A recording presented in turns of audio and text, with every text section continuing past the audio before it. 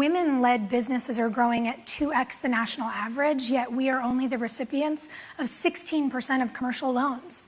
And when you see that women are leading this economic revolution and having to do so much more with less, it's frankly unacceptable morally, but it's also incredibly irresponsible fiscally for us as a nation.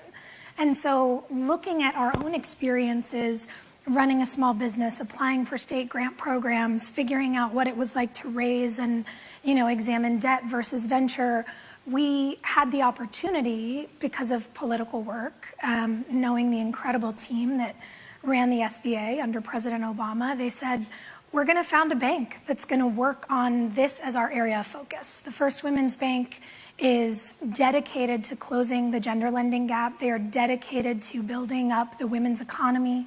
They are supporting female entrepreneurs in business, and not just with capital access, but with mentors, with programs, with resources. And it's like a breath of fresh air to work on.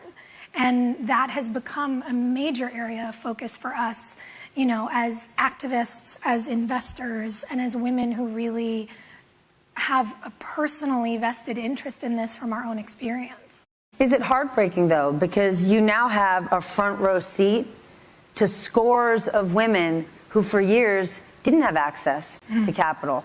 I think there's a lot that's heartbreaking happening for women in general at the moment, Bingo. Not just in the world of finance. I mean, they want to force you to have a baby if you don't want to have one, and they want to stop you from having a baby if you do. It's a wild time to be alive.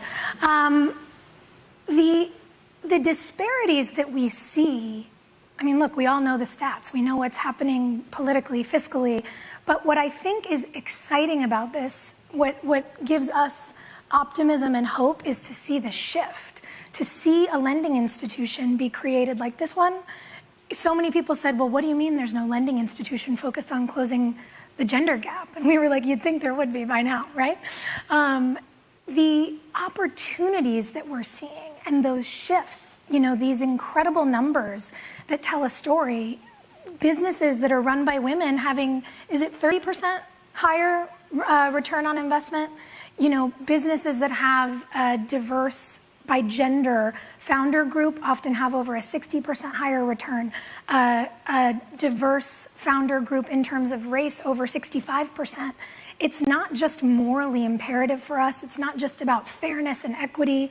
It is, as we said earlier, also just fiscally proven to be good for your money. So it's frustrating that it's taken us so long to get here, but it's really nice that the data is on our side.